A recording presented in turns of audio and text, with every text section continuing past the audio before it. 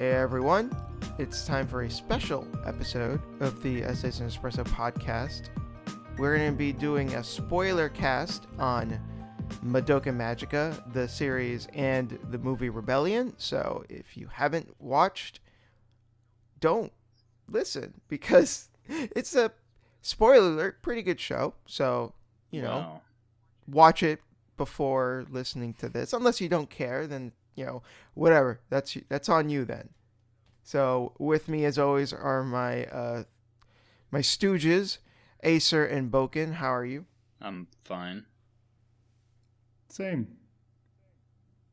I had to watch Madoka Magica, but other than that, I'm fine. Oh, You're okay. let's pretending to be pissy, right? Let's lead on with that, Acer. Okay, how did because Boken and I've already seen the show, so this was your first time watching it. How did you feel about it? And we were behind the scenes fucking with Acer to pretend like this is some magical girl show where it's just girls being cute and magical. Yeah, and there's just underpants it's just and shit Sailor like that. Moon. Which I have to say I enjoyed a lot. Yeah, we acted like it was basically Sailor Moon. What's the difference? Not that Sailor Moon is What's bad. the difference between this and a Sailor Moon? Well, Madoka's much darker. I think this is the worst kind of dark, where it's like every other line is somebody saying, "If you don't do X, I will kill you right where you stand." That's not even true. That's not at all true. That's literally true. That is so untrue. Not. It is very true. There's they say that like 3 or 4 times throughout the show's runtime. And 3 or 4 12 times. Oh my! In like a 12 episode series. That's not that much. That's a lot. That's a lot. That's like every hour you're gonna hear that. No, well, that's because in the beginning the characters don't trust each other. Yeah? Yeah. Why don't they trust each other? Yeah. Because it's explained in the show that there's... What the fuck? What do you mean? Because it's explained in the show. Like, there's certain benefits to killing the witches. So like that Kyoko, for example, she just wants the grief seeds. That's all she cares about. So obviously, Sayaka, Madoka, and aren't going to trust her. Ugh. Should we do an intro on what the show actually is? Let's do a recap on what the show. Yeah. Because you asked what the difference is between Sailor Moon and this, and I would say this is like a subversion of Sailor Moon, where all the virtues of like friendship and trust and kindness are what gets these characters killed and sent down a spiral of madness, because they're confronted with like a uncaring system that builds magical girls and witches. So would you say that this show is a deconstruction? Because a lot of people say that it is. Okay, interesting. I wouldn't. And I'm not an expert on these types of shows, but I understand that this is like, playing with the themes that magical girl shows usually have, and just, destroying them or questioning them. A satire, if you will. No, satire is usually for comedic effect. What's the dark version of a satire? I don't think. I guess. I mean, I don't think there's a word for that. I don't think it's deconstruction, though. I think a deconstruction is to put something in a more realistic context, not a dark one. I think you're right when you say it's a subversion, but I don't think that's necessarily the same as a sad deconstruction. satire with a D, because it's sad. Oh. Thank you. So the whole point of this show is, so like Boken said. And if it was a good satire, they would call it a glad tire. Go away. You're done. Thank you, everyone. So the show's about these girls. They are being contacted by this creature named Kyubey, and Kyubey will grant them a wish. And when he does that, it turns them into a magical girl. And at first, it just seems like, oh, it's fun. They're just turning into magical girls, and they're gonna fight these witches. It seems very black and white at first, where it's just Kyubei's just this cute magical creature that's going to make them magical girls, and they're just gonna fight evil, like Sailor Moon or whatever. But the twist is that it's much darker than that, where you think like. When you think of these types of shows, like it's like a Sentai, this genre is specifically called Maho Shoujo, but it's borrowing it's borrowing off of Sentai, which is Power Rangers and that kind of idea of like, oh, you have like the team of characters and they're all color coordinated, and when you think of that, you think, okay, all the characters are just gonna come together as a group and they're gonna fight together, and that's you have the technology one, you have the aggressive one, you have the goofy one. That's like Power Rangers. Yeah, right. You have the Lancer, you have the heart. You've got the brains, you've got the leader. The leader is always the boring one, like Leonardo and Ninja Turtles. But the leader dies in episode 3. Yes. One of my favorite death scenes, by the way, in probably anything.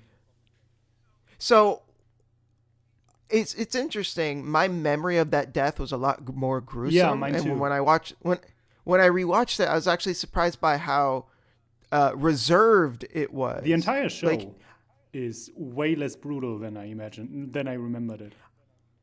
I also watched the movie version just to see like if anything significant changed, and I was happy that even in the movie version, Mommy's death is like the same. Like they didn't try to gore it up, they didn't try to amp it up. It's still relatively tasteful, and I think what makes that death work is that you have this juxtaposition of like this really cartoony, cute creature just like biting her head off and then eating the rest of her body. Like it's pretty fucked up. Well, it's also when I wouldn't say that Mami is the leader of the group. Mami's more the mentor character, because she's in a higher class than the other girls. Like I don't know, whatever. She's older. She's more mature, and she has been doing that for a while. While Madoka and Sayaka just got to know her and got to know the whole system of the magical girls. And they're like, oh, well, Mami is so cool and inspirational. We want to be like her. And then in episode 3, like that twist, it comes out of nowhere, where she just gets killed. There's no fanfare, nothing. She's just dead because she overestimated her own abilities. There's no scene in the beginning of the episode where she's like, oh, well, one day we're all going to go to Venice together and blah, blah, blah, blah, blah. It's nothing like that. She just dies. She just dies and leaves the other characters without any guidance whatsoever. And that's where the downward spiral begins. Yeah, I really like that too, because like they built it up in a way, like, because right before that, she seemed like she was stronger than ever. She was so happy that she finally had, someone to be with her. And you thought like she was just going to be unstoppable. But the reality of how the world works kind of just threw that back in the audience's face. It's like, no, this is not that kind of show. And I also want to say the first 3 episodes in particular were much better upon a rewatch, because you start to pick up on a lot of the clues that like something is off, right? Like I remember when I watched the first 3 episodes, I was like, oh, this is okay. And then the ending of episode 3 is what had me hooked. But rewatching them, and knowing everything already, of how everything works and how things were going to go down, I noticed all of the foreshadowing, and I thought that those episodes are far more enjoyable knowing what's going to happen, because you're able to read into things that you couldn't before. Do you know what they call foreshadowing in porn, Daniel? They call it foreskinning. That sounds awful, and I think you made that up.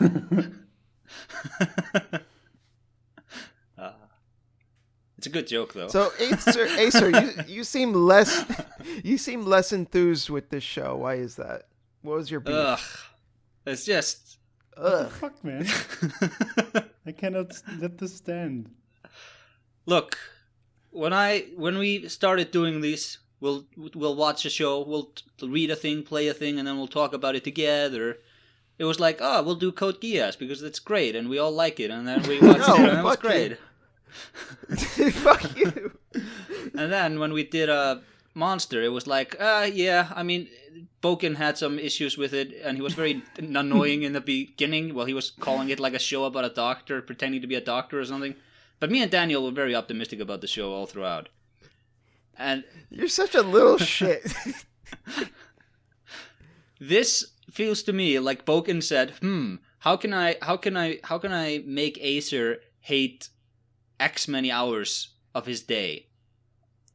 And I talked to you about this, Boken. There's an asymmetry in the relationship because you don't mind watching garbage.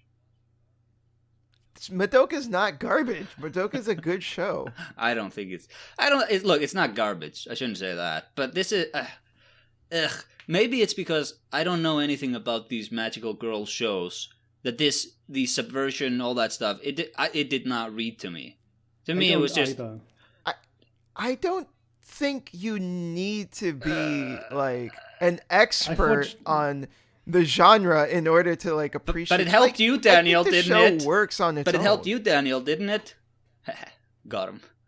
I mean, sure, because I've seen Sailor Moon. I've seen like 10 episodes of Sailor Moon, 15 years ago or something, and 1 episode of Cardcaptor Sakura. I've watched it.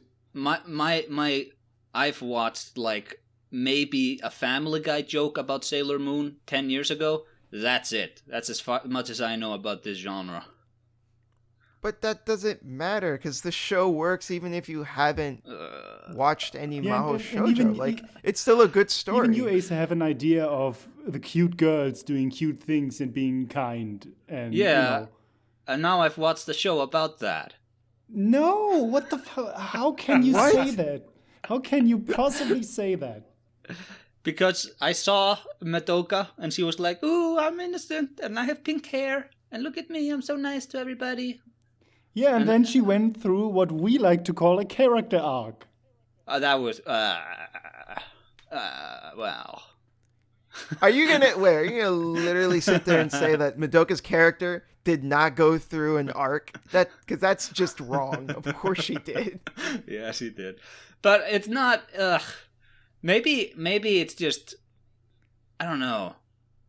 There's like there was a veil over it which I couldn't penetrate. Like I couldn't find myself giving a crap about the affairs of these cute anime girls. Look at us. We're all so tiny and cute and friendly. Drop my nail clippers. And, yeah. It looked nice. I mean, I think the first time I watched the show, I didn't connect as much with the characters. But on this rewatch, I actually felt for them a lot more than I did the first time around. I was more intrigued by the story in my first time watching. The second time, I was more invested in the characters themselves. Sure. You know what the problem might be? I watched the show at 1.25 speed. Oh my god, you can't be serious. Did you literally do that? No. But I've thought about doing that for shows, watching them at like 2 times speed. I always do it when I'm reviewing videos before I upload them. I was tempted to do that for the movie Rebellion. But I don't know, man. But we'll get to that later. I don't know. It's just, can I give you a recap of the show? Let me explain to you what the story was from my perspective. Yes, please. You have little girls. You need to make sure you actually watch it. At this point, I don't trust. I'm gonna open up. I'm just gonna open up Wikipedia. You've been very vague, and you've been saying a bunch of very shit. Dismissive of a show that is like really well written and intelligent. Like, actually, one of the things I really appreciate about the show is how well structured it was, because like I was saying before, the first 3 episodes upon a rewatch, it makes you realize like, oh, okay, it actually like planned everything out. That's not necessarily to say like something has to be good, has to be planned out in order to be good. But I do appreciate like the thought that went into like, oh, okay, this the writer had like a goal in mind for the for the show. I did appreciate the time travel twist. Yeah. Like, with Homer, yeah. Okay, so you have seen it. Before you begin, Asa, that is what hooked me on the show the first time I watched it. For me, this is like almost a perfect example of how to structure a show and be efficient in, like, this is what we want to tell, and this is how many scenes we need. And it's like there's no fat, there's no filler, there are no extraneous characters. Like, everyone has a very specific role, and everything is perfectly set up and paid off. And there's, at the end of it, except for the teacher, all she did was bitch about the men in her life. That's all she contributed. But that's not a big deal. I think that she's like a prototype form of witches, like the bitter old crone that hates men and just revels in her misery. But yeah, there are a few characters that don't do as much, like Hitomi-chan and the mother and the teacher. I don't think it's a big deal. I don't think every single character needs to be like 100% relevant. No, totally. Like, but the main characters, the 6 main characters, like the 5 girls in Cube, all have perfect screen time. Everyone has something to do. Everyone goes through an arc, except Mami, because her arc is intentionally shortened. But it's all there. It's so well written, in my opinion. Would you say it's cut short? Yes. You really got ahead of him there. You wanted to give it a recap, Asa. Okay, so it starts like every anime starts. There's like a girl, and she's happy, and she's like brushing her teeth with her mom. No, she was applying makeup. Makeup. It starts with the dream. Yeah, she wakes up from the dream, and then that happens. And then, she's gonna become a magical girl. No, she's not. Oh, wait, is she? And then, mommy died. Mother died. Oh, God, for a second there, I was like, what? Her mother died. See, but already I would cut you off there, because there's this whole intrigue with Homura and what she is about. Because she starts off as a villain. And you don't know what her intention is. I didn't find that very intriguing, because I thought this was just going to be like, oh yeah, she's the silent antagonist who turns into a friend later on. Oh yeah, great. Yeah, kind of like the White Ranger or the Green Ranger. Sure. I've never seen Power Rangers. Okay, so in Power Rangers, when the Green Ranger this isn't the conversation. Shut up! No, she was like Kaipa from Yu-Gi-Oh. I guess. Okay. Like Piccolo from Dragon Ball.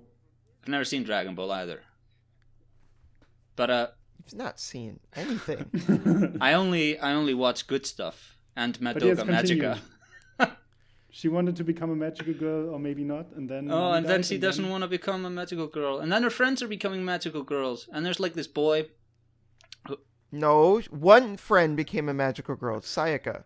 No, wait a minute. She had 2 friends who became the red-haired girl and the other girl, right? No, the redhead... No, the redhead... The red girl, they were not friends. Yeah, they weren't friends, and she already was a magical girl who just transferred over to that area.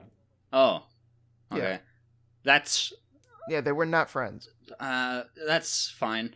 And then you have this cat guy, Cube, Incubus, which I thought was a cool... Oh. I'm thinking of Silent Hill. But yeah, okay. Which I thought was cool, like, oh, incubator. That's clever. And then the movie happened after the show ended. Where you skipped a whole bunch of shit, man. Madoka became like a god, and she wished for all the wishes, wow, to be erased or something, and she became like a god, and then that was the end of the series, and then then like that was really weird to me, and the finale is very esoteric. Yes. Before that, the time travel girl was revealed to be that girl who transferred in the final days. Homura. Yes, and time travel girl, she goes back in time to try to save Madoka, and she can't. She can't beat that witch thing, dealy. And then in the movie, it's like they're in the Matrix, and then she escapes the Matrix. Kinda. No. She totally does not escape the Matrix. No, she's not. No, well, okay, Yes, whatever. yes. She I becomes feel like you a should demon. rewatch the show, Asa. She becomes like a demon. Yeah, She Homura does. becomes a demon, but it's her Matrix, and she tries to capture Madoka in it. Don't use his word. It's a labyrinth. Okay. True. A witch's labyrinth. Yes, you're just falling into Acer's hands. Well, I get why you said Matrix. Well, yeah, to meet because him when they tried to leave, Try to meet me you full had that way. like grid aesthetic. The grid aesthetic does kind of, yeah. Anyways, that what you said was a bunch of bullshit. Whatever. I thought that when that mommy character appeared, I thought like, oh, is that Madoka's mom? And she's because all the characters look exactly the same in the show, bar their hair. Except Why would they you think showed that when her you mother in the first 2 minutes of the show. Yeah, but they all Yeah. look the same. She has blonde hair, and the mother Yeah, has short that's- blue hair. This is a magical girl show. I haven't watched Dragon Ball, but I know enough to know that anime magic changes your hair color, boys. And I thought, What are you talking about? I thought that was like, oh yeah, it's her mom, and oh my god, my mommy is a magical girl, and now I'm gonna become a magical. No. But that didn't happen. But then you watched the next no. 10 seconds where they said who she actually is, right? And then you never thought about it again. Yeah, something like that. You literally, you have to be bullshitting us because you literally see her mom in like the first episode, and she's talking to her mom while they're brushing their teeth, and like, who do you think this woman is? This adult woman that's wearing like a business I know, suit. I knew that was her mom. I'm saying I thought this was the same character. You thought that what? They look exactly the same. Their faces. Everyone's face looks That's- the same. I know. That is such a fucking stretch. And her mother suddenly got And it's never shorter even and alluded grew, to. and grew double D's. Hey, that's how anime works, man. Jesus Christ. No. Shut up, stupid. So I think that's a pretty accurate recap of the show. No. I also think it's really weird in the end where she like, oh, I'm gonna change reality. If the cat guy has the power to grant that wish, like why do they need to be doing any of this if they're that powerful? Because the cat only has one intention, which is to gather emotional energy. Like the cat does not. That's one of the things that I like about Cubey is it's not evil. It does what the magical girls want it to do, and it's not malicious. It just fulfills the wish because it wants Madoka to become a magical girl. Yeah. I guess it doesn't have. It's not. I mean, it's not malicious, but I would say it is devious. Like it will, like especially when Kyoko was like, "Oh, is it possible to save Sayaka?" And then Kyubey was being kind of coy and being like, "Well, there's no precedent for it, so I don't know." And then afterwards, Homura was like, "You knew that like there was no way to save Sayaka," and Kyubey was like, "Of course." But I needed her out of the Well, picture. That's a fairly scientific answer, to say there might be a possibility, but the chances are abysmally low. But my point is that Kyubey was being coy about it and not giving her the full details because he was trying to get her to play into his hands. Yeah, that's the interesting thing about Kyubey is it's not evil. It leaves out information a lot. But I feel like that's because it knows how the girls will react, and it just tries to circumvent that reaction. but that's not necessarily malicious. That's just thinking I'm not- ahead no, I'm not- because I'm not Cube saying- doesn't believe what it's doing is evil. No, I'm not saying Cube is evil. I agree with you. But I am saying that, like, Cube is willing to say things in a certain way to get what he wants. But when he's directly asked, he often gives like a very neutral and scientific answer. Like when Homura, I think she describes what Cuba actually does, and that the magical girls eventually turn into witches. And then Madoka asks him, "Is what Homura said true?" And his answer is like, "Nothing she said is wrong enough to warrant a correction." And that is such a politician answer in a way that I really liked. You know, one thing I really liked about you go on the show, Snopes.com is and that you find like, was he lying? Well, no, technically no, he didn't lie. Exactly. No. One thing I really liked about the show is that if you watch the opening makes you think like, okay, so Madoka's going to become a magical girl, fairly soon into the show, and that they're all going to go on these, fun hijinks. But the whole show passes by, and she doesn't turn to a magical girl until the final episode, if you don't count the alternate timelines. So I interpreted that opening as like, this is actually may have been stuff that happened on those alternate timelines. So you're not actually being lied to with that opening. That's stuff that can still technically have happened, but it just didn't happen on the timeline that the show is showing you. Yes. I feel like Madoka's character, had this been a more traditional shoujo, Maho shoujo, she would have been like the heart character, yes. Like Captain Planet, Earth, Fire, and then Heart. That would have been her. Heart. But she's made to be like the most important character. I will say though, one thing I didn't like was this, the reason why she's so important, and the like she has the potential to be the most powerful magical girl, was because of karmic fate or whatever. Like, because Homura kept rewinding time for Madoka's sake, that made Madoka's karmic fates like super powerful or whatever. I thought that was kind of like wishy-washy reasoning. Wasn't that... See, I interpreted that after I watched the final episode, that she has the potential to be the most powerful, and she kind of does at the end of the show. Yeah. Yeah, she becomes a god. So it's like, because you keep messing around with time, you keep setting her closer and closer to becoming this. So she has the potential, but yeah. Is Homura... Which is an interesting idea, because like Homura tries to save her, but A, she fails, and B, she just makes the eventual fate of Madoka becoming a witch even worse, because now Madoka as a witch is so powerful, she's just gonna devour the entire fucking planet. Like, it's... there was one timeline where she failed and Madoka turned into a witch. And Kyubey says, like, it's gonna take a week, and you guys are all fucked now. Have fun. Yep. Yeah, Kyubey's just like, oh, we're done here. We met our quota. Bye-bye. Is Homura, is he a lesbian? Is that what they're saying?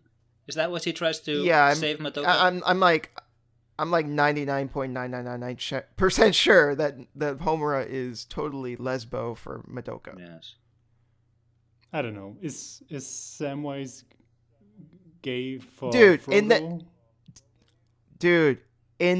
In Rebellion, Homura literally says that the emotion that she felt was love.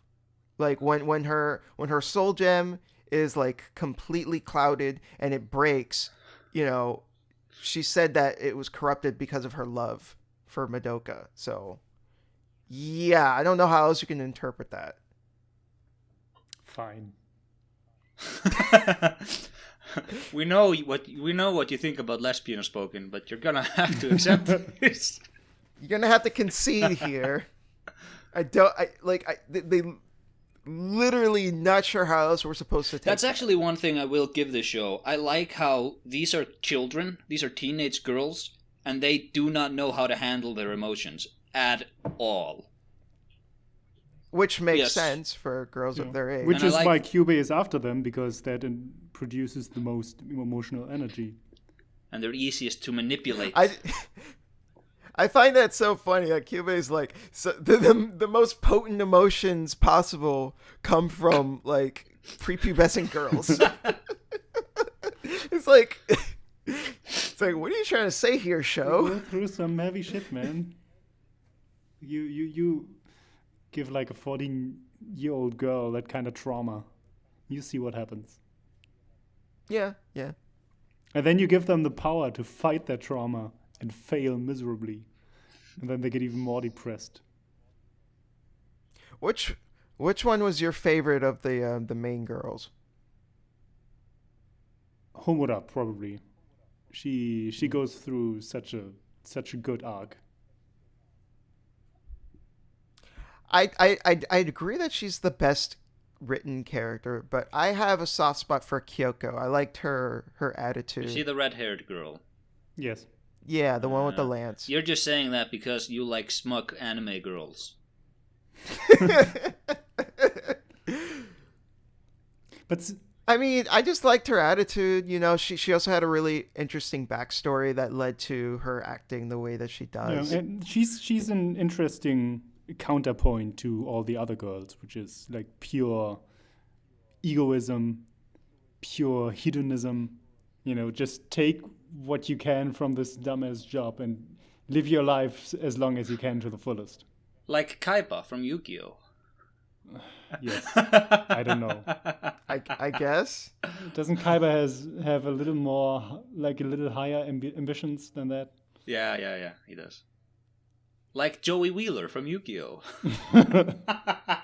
But see, and that's where I disagree that this show is edgy, pretty much at all. Because if you look at where the characters end up at, it's actually a very hopeful ending. it's Kyoko sacrifices herself because she does a complete 180 on what she thought, because Sayaka reminds her of her father who tried to convince people and failed. And she like gives her life for like no good material reason in a sense, but she stays with Sayaka to the end and dies. And then like Madoka, who has been fucking up and basically getting almost everyone killed because she keeps going with them to these fights which Homura's trying to prevent. And, you know, she's useless, but she's trying to be nice and kind, and it's what gets them all killed until the end, where she becomes like magical girl Jesus and absolves everyone of their sins and creates a happy future for everyone. Like that is not edgy. Until Homer fucked it up in the movie. Well, I think in the movie it like Homura basically just prevents Madoka from going back, but she will eventually. Like she just prolongs what she's trying to do. Well, Homer in the movie basically becomes the devil. Yeah, I didn't get that. I didn't get why. I didn't buy her. Like, it felt like a weird character turn at the end for her. No, I bought it. I didn't think it was a weird character turn. I think it makes sense if you view it as like she loves Madoka so much that she was willing to kind of betray her in a way so that she could be with her again. That's the interesting idea I think the movie has. Like we talked about the prequels of Star Wars being a good story with bad execution. I think this is this too. I think this is a good idea. It makes sense for the character to go there. But it's fucking boring. It looked nice. Okay, so let's talk about the movie. This movie for like the first hour and a half felt exactly like one of those movies for like long running shonen. like like the Bleach movies. I'm sure One Piece has a bunch of movies. They're going into a golden city. Hunter x Hunter has these movies. These fucking like nothing movies that don't have fuck to do with shit. Oh, the Straw Hat Pirates have been swallowed by a giant turtle. So like the majority of the movie just had me confused and asking, what's the point of this? Like the animation was beautiful. The music was great. The fight between Homer and Mami especially is like the coolest fight in the whole show. But even that fight, I was like, why are they fighting? It feels like if they just would have talked a little bit more, then they wouldn't have fought each other. Like, what was the point of that fight? Yeah. Even though it was super cool and the animation was great, and it was like, but why though? And then we go through this whole thing, and then we find out that that the whole thing was Homer's labyrinth because Cube A was trying to bring back the old way of things of making girls like into witches again. Cube A was isolating her body so that Madoka can't reach her as the entity she has become before she can turn into a witch. Like basically putting her body in a stasis in like the state between witch and being taken away from Madoka. So then all the girls like enter her I don't know. It's very weird, like through osmosis they enter her subconscious or something and try to get Homura out of there. See, here's the thing, like this should have been switched where like this should have been 30 minutes. And then the rest of the movie would have been like what was the last 30 minutes. Yeah, totally. Like this because that was the interesting stuff. The hour and a half was basically like just faffing about. Well, I mean, Homura slowly discovers that something is wrong, but it takes her so long. And then the first 40 minutes or something is everything being extremely peachy to an idiotic and unnerving degree where you know this can't actually be real. Something is wrong. But it takes so fucking long for that to get established. Yeah, she's supposed to be a smart character, right? Yeah. Yeah. Yeah. Yeah. Do you remember that when they fight Hitomi-chan's witch or whatever she is, her nightmare? Then they sit there at the table and then sing that dumbass cake song?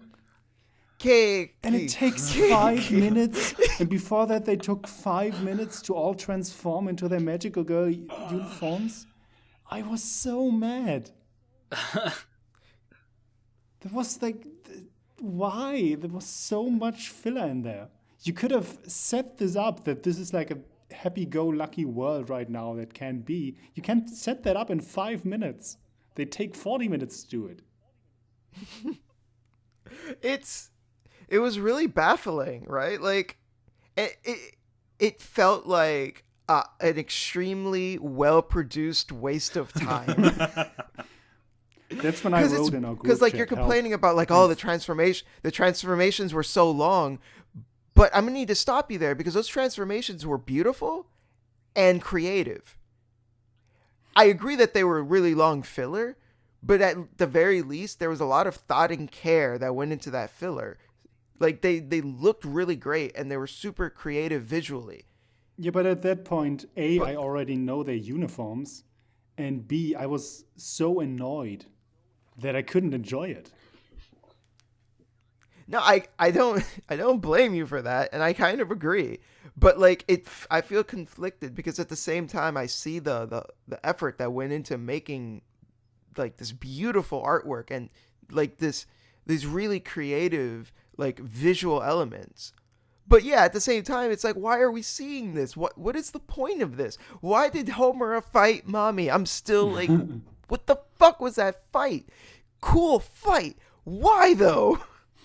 They literally just talked to each other for more than just like 5 lines, then they would have come to a better understanding, and then they wouldn't have needed to fight each They other. could have solved that and conflict. then we would have had a very They different could have movie. solved the conflict with a post-it note. Just put a post-it note so on the needless. fridge. Hey, here's the thing, and then the other character reads it, and he's like, "Oh, okay." One thing I did like was I thought it was very unnerving that the creature that ate Mommy was like her little pet.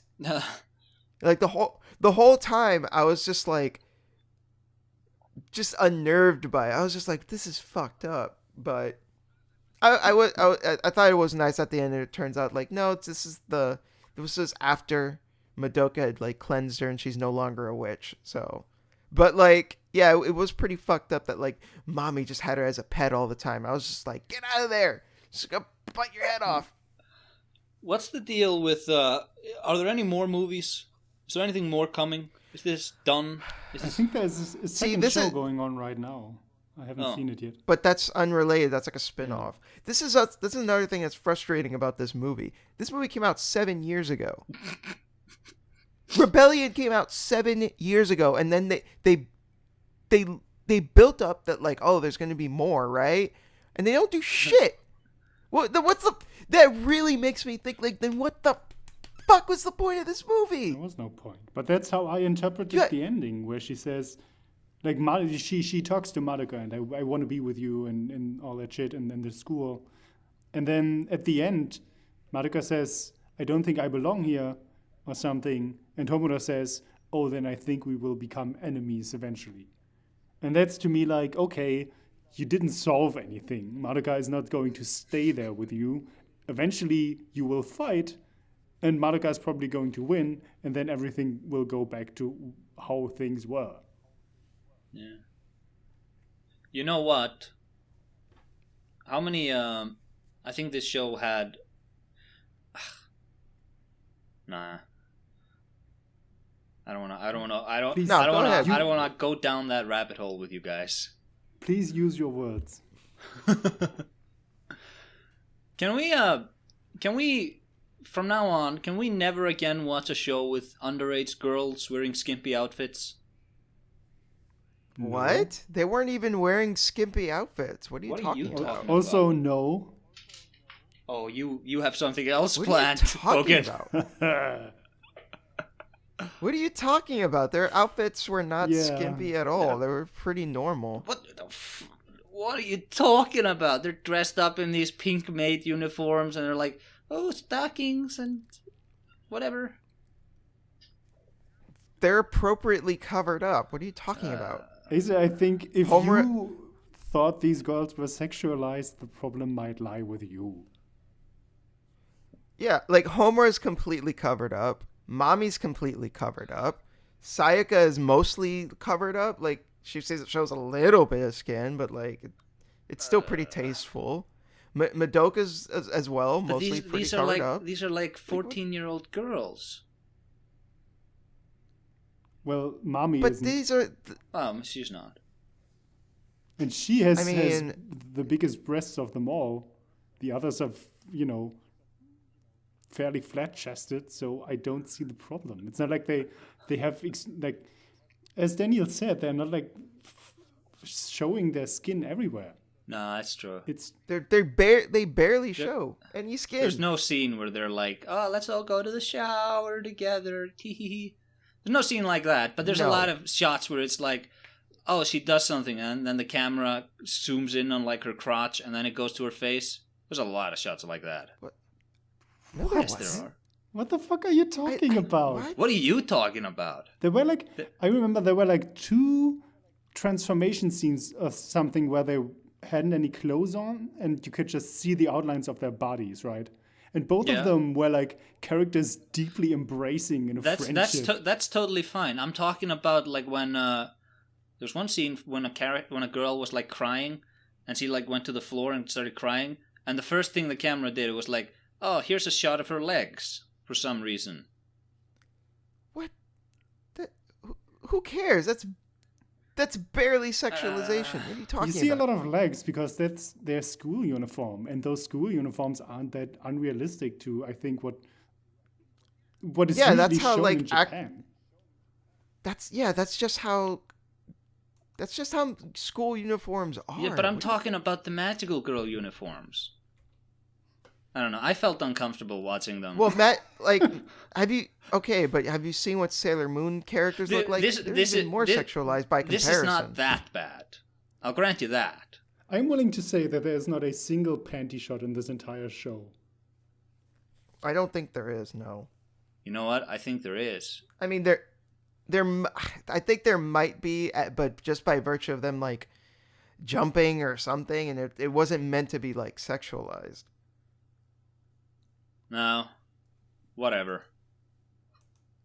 Yeah, you're going down, like, a weird road right now. Yeah, like I told you, I don't want to go down this road with you guys, and then you force me to, because you want to defend this show. For good reason, as it turns out. I mean, why don't you just let me smear it based on erroneous facts, guys?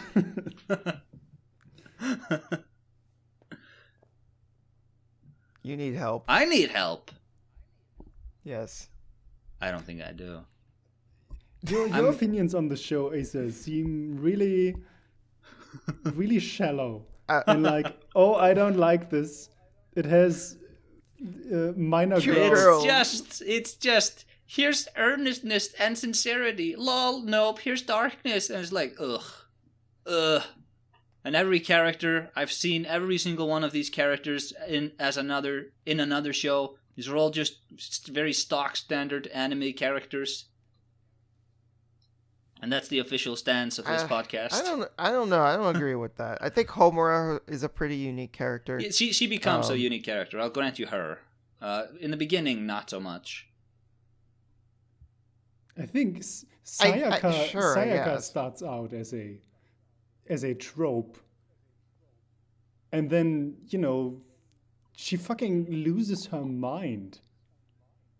Yeah, I thought that was really great. Like the way that.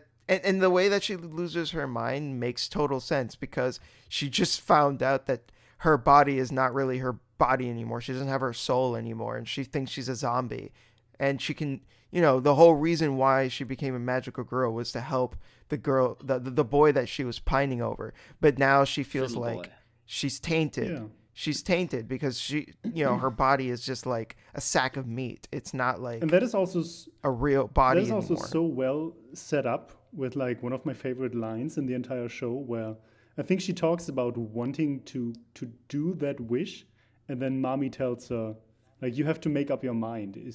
Do you want to have that wish come true for that boy, or do you want to be the person that makes that wish come true for that boy? Because one is very selfish and the other isn't. And Sayaka herself probably hasn't made up her mind about that.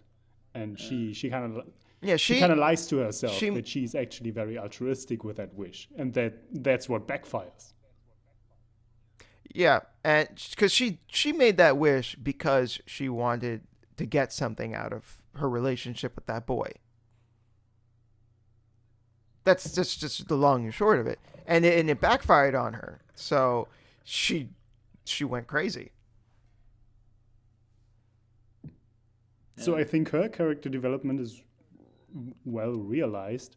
Kyoko starts out as a trope, but becomes a better person, and by the end of it, and yeah, that's another thing I liked about Kyoko, where like she comes off very abrasive at first, very pragmatic, but at the end of the day, I don't know if it's an arc per se, but, or like more of her character is being revealed, but like it's like a backwards shows arc. that she shows that she cares.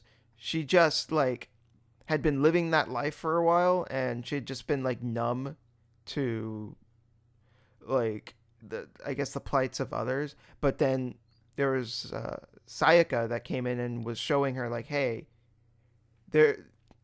what you're doing is not necessarily the right thing, and I think Sayaka kind of got to her. And she started to care for her as a result. Did you guys watch the sub or the dub? I saw it subbed. You don't need to ask Boken that. You know what Boken's answer I'm just is. pretending to include both of you. The first time I watched the show, I saw it dubbed, but this time I saw it subbed. Which version is better? The sub is better, but one thing I will say is that there were times where I had a hard time knowing who was saying what because their voices did sound kind of similar. And because they all look the same, as we've previously established. They're all very well color-coded. Yeah. Like there were times where like Cube would be talking and I thought it might have been Madoka. So that was a bit of a problem for me. I guess I've become very proficient at understanding anime voices. I mean, I've never had this problem before. You know, they all sounded exactly the same in the English version too. They did not sound the same in the Japanese version. Yes, they did. Yes, they did. They had very different ways of speaking. Homura definitely sounded different. Kyoko did sound different. But between, I guess Sayaka kind of sounded different. But like between Madoka and Cube especially, I got them mixed up at times. And there were times they did sound like their voices just kind of blend together. I don't know. I feel like Homura had actually the most generic voice, especially when she becomes as emotional as the other characters. Well, that's what made her stand out to me because she was so emotionless. It was easy. Yeah, but I'm spot her saying voice out. she turns eventually, and when she starts emoting as much as the other characters, I think I can see that being confusing in some scenes. Yeah. So before I rewatched the show, I felt like it was probably a light 8 out of 10. And rewatching it, my opinion of it is like, okay, it's a strong 8 out of 10. Is it a thumbs up or a thumbs down, though? That's your rating system. You do not understand how scores work, Daniel. What do you mean? There's a difference between a light 8 and a strong 8. By definition, there should not be a difference. Otherwise, what's the point? The light 8 is weak. The strong 8 is powerful. There's a big difference. You fucked up. You should give this like a 8.5 or 8.7. You know what, Bogan? Would that make you feel better if, like, before I thought it was an 8 and now it's an 8.5? Would that make you feel better? No. You know, Bogan, I think this show is a weak 8. Okay. I mean, 8 is still a good score either way. It's a respectable score. But is it like a true 8? What are you talking about? A weak 8? Is it an 8? IGN meme 8? Yeah, it's I'm feeling between a light 8 and a strong 8, you know? You need to stop. I know some people are going to get what I'm saying in the comments. Some people are going to be like, I see what he's saying. I get you. I get you, Daniel. I agree with you. It's like, it's good and I like it, and it's good and I don't like it. What? So I'm guessing that's you, Acer. You think the show is good, but you just don't like it. I think the show, look, I totally buy that this is just me. I don't get what's going on here because I'm not deep enough into...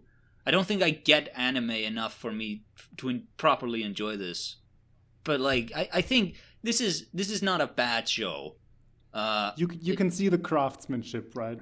Oh, yeah. You can see the writing. Yeah. You can see the development. Or even just like the creativity of like some of the art direction. Like you said earlier about the show being, it's very economic. Like it's 12 episodes and there's very little fat on it. But it's not my show, guys. Come on. What do you mean, come on? Fair, Excuse me for wanting to broaden your fucking horizon. I only watch Marvel movies. Boken, he's being pretty fair, honestly. He's saying like it's him, not the show. It's also like, the show. Come on. Okay, well, fuck you then.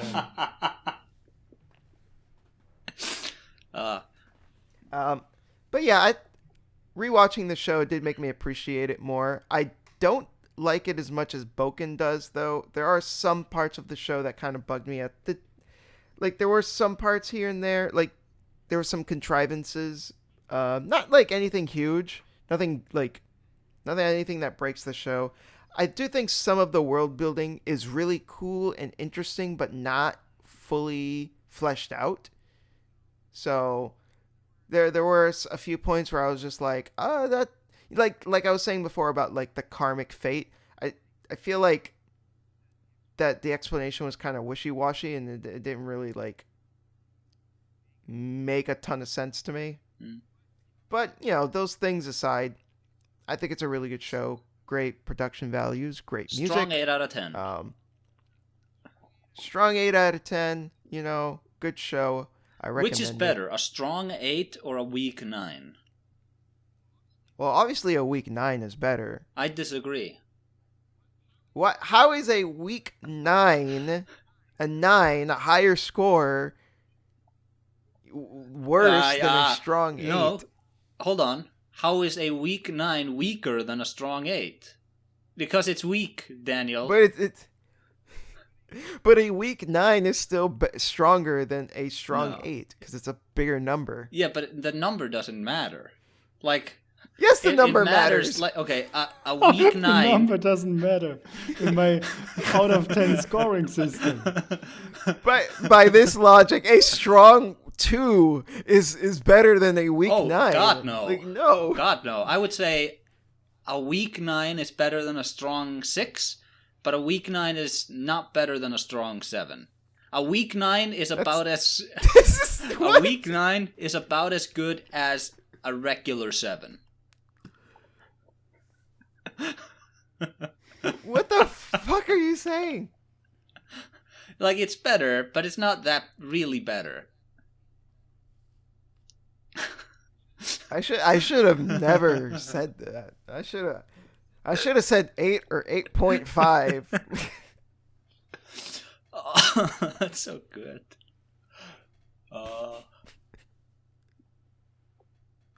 So yeah, what do you think, Bogan? Yeah, Boken, is it still 10 out of 10, 5 out of 5 for you? It's definitely 5 out of 5. I don't know if I would give it a 10 out of 10. Oh my god. Oh That is my such god. an arbitrary distinction. No, it's not. It's actually not at all. Like a 5 out of 5 is a very broad category. But if I had to rate it on a 10 scale, I might give it a 9 or a 10. But you can give it like a 4 out of 5. So No. 4.5. if it's between 4.5. a 9 and a 10, if it's between a 9, yeah, it's a 9.5 then. No, my mind is not entirely made up. I would give it a 9 or a 10. I would definitely not give it a 4 out of 5. Like But a how 4 about out of 4 and a 5 is half? just not strong enough. But for how 4.5 much I out like of 5. So it's a weak 4. No, it would No, be a weak 5. It's a weak 5. It would be a weak 5. It's a weak 5. It would be a 5 that is closer to a 4 than like the perfect movie or the perfect show or something. I think these rating systems have completely broken down. But that's the beauty of the out of 5 system is you have very broad categories and you know roughly where everything falls. I mean, I really love this show. I had a few issues with it. I didn't feel as strongly about certain parts as I did in the first run, but I would still give it a 5 because it's better than a 4. And then when I have more room because I'm rating out of 10, then I would say, yeah, maybe it's a 9 or it's a 10. But it's not an 8, which would be a 4 out of 5. I stand by I'm glad my we 8. cleared that up. I think I we stand should by my create 8. I think we should have like a heart system, like in Zelda, where it's like every heart is comprised of 4 pieces, and it's like This sounds like such bullshit. it's like it's out of 3 hearts, and this show would be like 2.5 hearts out of You 3. do realize that's then just a out of 12 rating system or something. Yeah. I think a 12 is better than 10 in assessing quality. But yeah, I think the show is really strong, and I'm glad I watched it again. My opinions on how well it's structured and all that didn't change. There was like one part where I got a little bit bored, which was Sayaka's arc, but other than that, I appreciate the show a lot, and I found other things that I appreciate even more, like especially the visuals and the framing of a lot of the scenes. There's a lot of weird camera angles and shadow play and lighting and all that. I forgot about this. I wanted to bring this up because I thought this was super weird. So in the final episode, when Madoka is going to, she's in the shelter with her family, and then she runs out, and then her mom stops her. Like, as far as like her mom understands, like there's just like a crazy natural disaster happening outside. Yeah. But then she has like a pep talk with her daughter, and then she basically just trusts her daughter for no real reason to just go out into this natural disaster, which to her might as well be like a hurricane or a tornado or something, or an earthquake or whatever. It's a motherly bond. And she just trusts her daughter to just like go out by herself. I noticed that it didn't bother me as much because, like, on one hand, it was a nice talk within a vacuum, but given the context of the situation, I was like, this is such nonsense. There's no way her mom would like realistically allow her to just leave. The scene is set up in some ways, like especially in the first episode when they wake up and they have the same exact morning routine, and like her mother, gives her the towel. Like they're a perfect team basically, and they're perfectly in sync. They understand each other, and like she looks me up and you, to her. Bogan. And, what? Like me and you. Yes, but then later in the show, her mother realizes that her daughter, like something is up with her that she doesn't understand, but she still trusts her in a way. So it's like handing her that trust that she knows what she's doing. It's dumb because if there really was like a fucking tsunami outside or something, the girl would probably die. But it's just her mother doesn't really understand what her daughter is doing. She's just extending the trust that she knows what she's doing. Yeah, I see the scene would have worked just fine if there wasn't a natural disaster happening outside and under normal circumstances, Madoka just would have been walking out of that building to die. That's it. It should have been a more localized danger. Yeah, like, oh, there's a flooding. No. Like, it sucks to pick on this scene because, like, I really like the dialogue between the characters. Like, it was a nice scene and it was an important scene for Madoka's character. But the context kind of her mother it. wasn't involved enough in what was happening throughout the show to believably go through, like, take that position at the end. I think a few more scenes where she kind of like storms into the room and Madoka's behaving weirdly or something would have helped. It's like, oh, why are you talking to your stuffed animals? What's going on? That's true. That was kind of weird. I did appreciate the ending a lot more. The first time I was just weirded out. The second time I was weirded out but I got it. Because the ending I like the ending. So meta. Yeah. I really like the ending. I think it's a good ending, and we didn't need this fucking movie. Yeah, it's crazy that how do you even end that show, right? If it's about a cycle of despair being done over and over, how the fuck do you end that? And they found a way. I think that it was a really cheap way to end it. How the fuck was it cheap? It's just like, oh yeah, They went through so many sacrifices. The whole show was building up to it. Yeah, but it's still like, hey, I wish to become God and undo all of it. And it's like a real Deus Ex. She doesn't undo all of it. Nah, you know what I mean. She takes away the girl's abilities to become witches. The world rewrites around that principle. So now they're fighting like other creatures, but they don't become these emotionless husks at the end. Yeah, It's still like it still felt really cheap. Well, no, witches aren't emotionless. The whole point is that they're consumed by their despair. Yeah, okay. They're consumed by their hatred. They're nothing but emotions. Like you, Bogan. I'm nothing but emotions. Consumed by despair. I do think this show is worth watching, and it's really good. But the movie, I think you can skip it. Unless maybe one day they finally decide to make a fourth movie or actually continue it or whatever. But for now, I mean, the movie is mostly filler, but with like 20 minutes of like things actually happening. Yeah, but even that was like, I read it at the end as it was all pointless. We're gonna go back to the status quo eventually. And what's even worse is we've already seen in the show different timelines where the girls have different roles and react differently. So most of the this could have just been a different timeline, and that makes it very unspecial. Yeah, that's actually, I will say that one of the things I kind of liked about the movie was that it had me guessing for a while as to what was going on. I was like, wait, Madoka's here.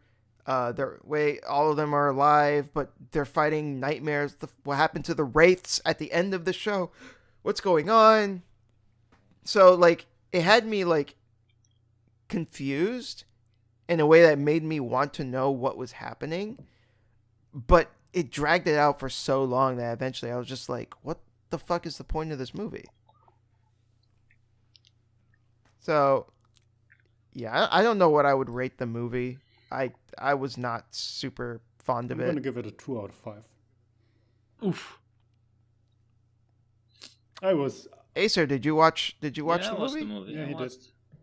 What'd you think of it? I think it was about on par with the show, except it wasn't very economic, and it took a really long time to say nothing. How is that on par with the show? It's like literally the opposite of the show, where the show is like no fat and then it has something to say. Yeah, I guess.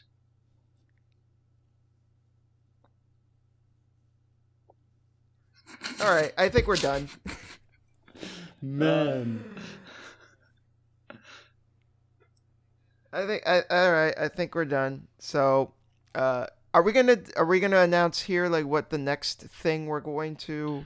We're doing Elven Light for that guy, right? No. Are we No. really? Only if you take it as your pick.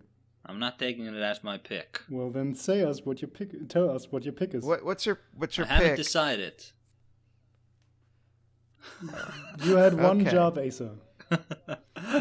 I had 13 jobs plus that job. I had to watch all of that stuff.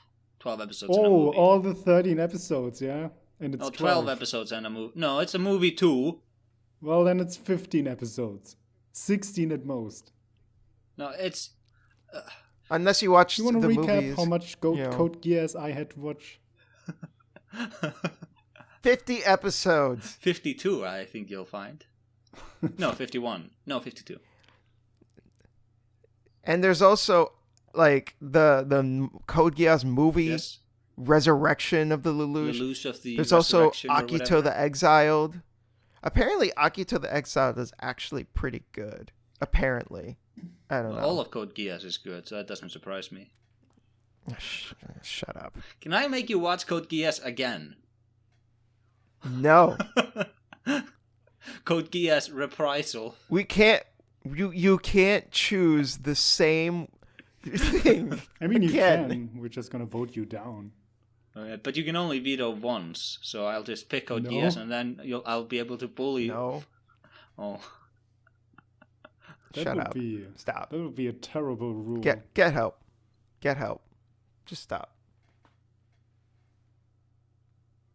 All right, since you can't decide, I guess that's it, everyone. This has been the Essays and Espresso podcast, Madoka Magica spoiler cast.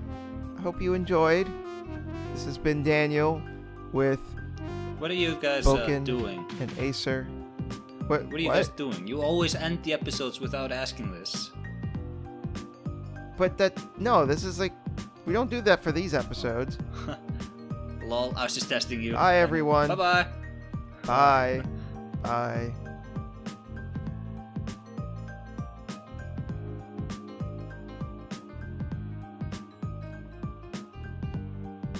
Yeah.